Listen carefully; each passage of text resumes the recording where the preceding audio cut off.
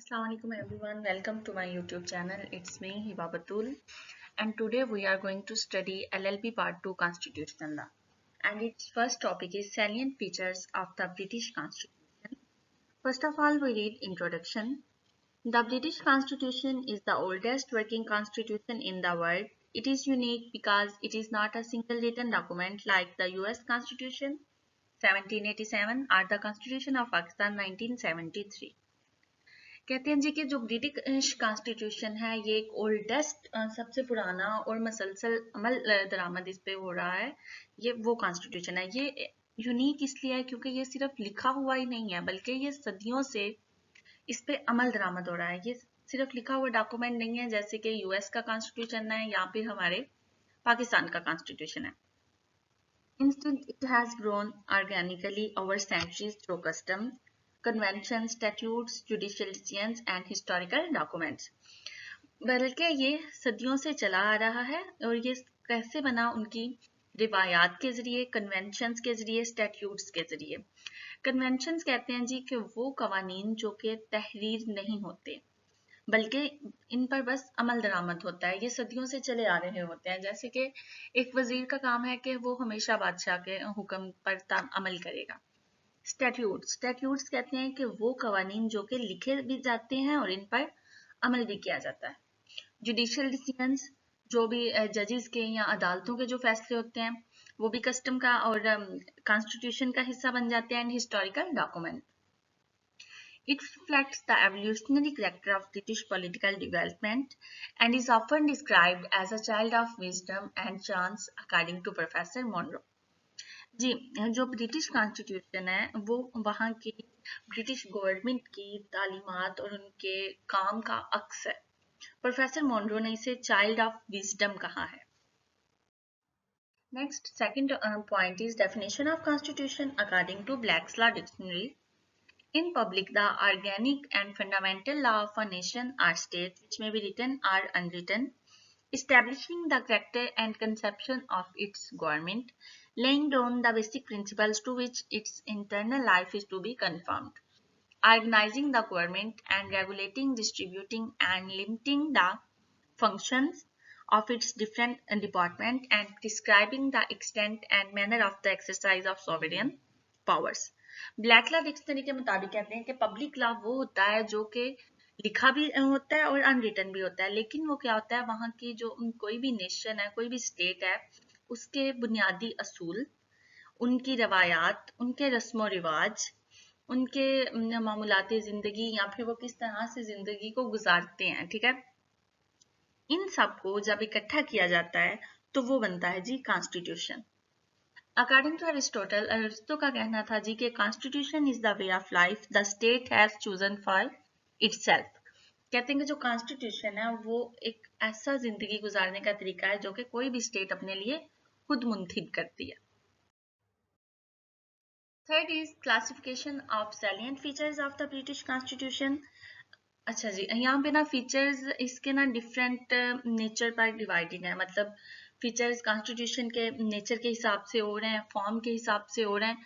तो हम लोग सबसे पहले इनको इनलिस्ट कर लेते हैं और फिर हम इसके बाद इन पे शॉर्ट डिटेल पढ़ेंगे। सबसे पहले है जी features as to nature of the constitution. तो सबसे पहले है unwritten, next evolutionary, flexible, conventional. Features as to form of government, unitary character, parliamentary executive, limited monarchy. Features as to government mechanism and political activities.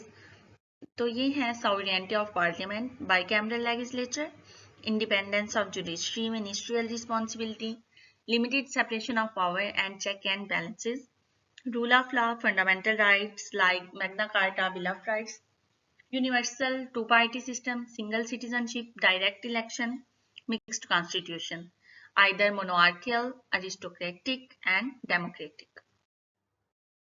अब हम इनकी detailed explanation पढ़ेंगे। सबसे पहले हमने उनके नाम लिस्ट कर लिए और अब हम उनकी डिटेल्ड एक्सप्लेनेशन पढ़ेंगे जी। सबसे पहले आ जाता है written constitution. The British constitution is not codified in a single document, it is a collection of written and unwritten sources. तो वही बात आ जाती है कि जो ब्रिटिश डॉक्यूमेंट है, कॉन्स्टिट्यूशन है, वो सिर्फ एक सिंगल डॉक्यूमेंट पे नहीं है बल्कि इसमें बहुत से रिटन सोर्सेज भी हैं और अनरिटन सोर्सेज भी हैं, ठीक है। रिटन सोर्सेज क्या होते हैं जी? Statutes, Magna Carta 1215, Bill of rights 1689, Act of settlement 1701, Parliament Act 1911 and 1949, Human Rights Act 1998, judicial decisions and treaties. मतलब कि ये रिटन सोर्सेज हैं। सबसे पहले स्टैट्यूट्स है, वो मैंने बता दिया कि वो कवानीन जो कि लिखे हुए होते हैं, ठीक है। तो ये जो कवानीन है ये लिखे हुए हैं, जैसे कि बिल ऑफ राइट्स है, एक्ट ऑफ सेटलमेंट है, पार्लियामेंट एक्ट है, ह्यूमन राइट्स एक्ट है, जुडिशियल डिसीजंस है एंड ट्रीटीज हैं। अब आ जाते हैं जी अनरिटन सोर्सेज की जानिब। तो अनरिटन सोर्सेज वही हैं जी कन्वेंशंस, कस्टम्स एंड ट्रेडिशंस, और ये किसी भी नेशन की आइन का एक बहुत बुनियादी हिस्सा होती हैं, चाहे वो फिर कन्वेंशंस हों, उन वहाँ के रस्म और रिवाज हों, वहाँ की रिवायात हों जी। नेक्स्ट आ जाता है the Tocqueville remarked the English Constitution does not really exist, yet it works perfectly. Example, there is no single constitution of the UK document. वही बात आ जाती है कि जो इंग्लिश कॉन्स्टिट्यूशन है वो एग्जिस्ट ही नहीं करता इनके हिसाब से। क्यों? क्योंकि ये बहुत परफेक्टली काम करता है जो ब्रिटिश कॉन्स्टिट्यूशन है, क्योंकि ये क्या है, ये उनकी रवायात, उनकी कस्टम्स पर मुश्तमिल है। Second is the evolutionary constitution. It has developed gradually over 1000+ years from Anglo-Saxon times to the present. No constitutional assembly framed it on a particular date. It is the product of history, not a deliberate creation. तो वही बात बार बार आ जाती है कि जैसे हमारे पाकिस्तान का आइन है तो हमें उसकी डेट्स याद है कि कब पाकिस्तान का आइन बना, कब लागू किया गया इन पे अवाम पे। लेकिन यहाँ पे क्या है, कहते हैं कि ये इसकी कोई भी एक पार्टिकुलर डेट नहीं है कि ब्रिटिश कॉन्स्टिट्यूशन कब बना। ये सालों से उनकी, सदियों से उनकी चलती आ रही रवायात हैं, उनके रस्म और रिवाज हैं जिन्हें उन्होंने कॉन्स्टिट्यूशन का नाम दिया। नेक्स्ट फ्लेक्सिबल कॉन्स्टिट्यूशन है जी। It can be amended by ordinary parliament procedure, simple majority. No special procedure of referendum is required, unlike rigid constitution. तो ब्रिटिश कॉन्स्टिट्यूशन जो है ये एक फ्लेक्सिबल कॉन्स्टिट्यूशन है, मतलब इसे बदला जा सकता है। सिंपल इलेक्शन कर ले, मेजोरिटी को देख लें कि वो किस तरफ है, तो जिस साइड पे मेजोरिटी होगी उस चीज को बदला जा सकेगा, ठीक है।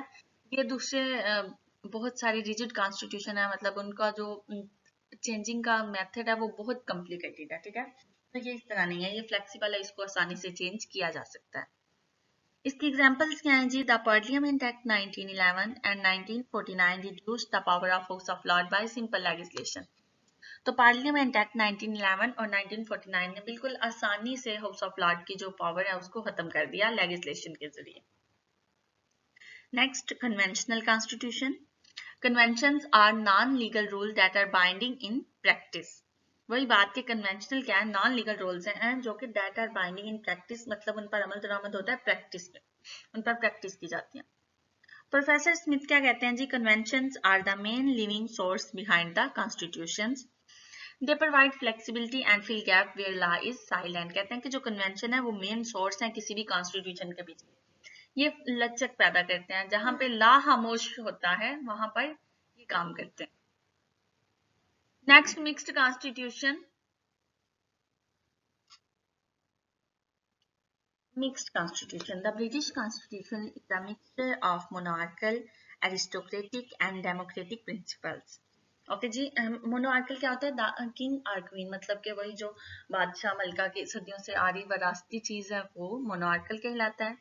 अरिस्टोक्रेटिक हाउस ऑफ लॉर्ड्स, मतलब कि अनइलेक्टेड पीस, मतलब कि हाउस ऑफ लॉर्ड के लोग जो है ना वो उसी से, मतलब जो चलती आ रही है हुकूमत, वहीं से आगे उनकी अब नस्लें जो हैं वो हुकूमत कर रही हैं, ठीक है। नेक्स्ट है जी democratic House of Common, elected by the people. तो हाउस ऑफ कॉमन जो है ये लोग मुंतखब करते हैं, ठीक है। तीन सिस्टम है, एक है मोनार्कल, एक है अरिस्टोक्रेटिक और एक है democratic. Next, unitary character. All powers are concentrated in the central government in London. Local governments, England, Scotland, Wales, Northern Ireland, are subordinate and derive powers from Parliament. No federal division of power. क्या है जी कि इनकी एक ही government, एक power जो है वो एक बंदे के हाथ में, सेंट्रल गवर्नमेंट कहते हैं, ठीक है। नेक्स्ट आ जाता है जी पार्लियामेंट्री एग्जीक्यूटिव।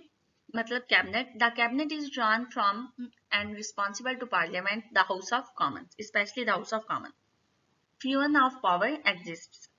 क्या कहते हैं, जो कैबिनेट है एग्जीक्यूटिव है वो रिस्पॉन्सिबल होती है, जवाबदेह होती है किसके आगे, हाउस ऑफ कॉमन मतलब पार्लियामेंट के आगे, ठीक है।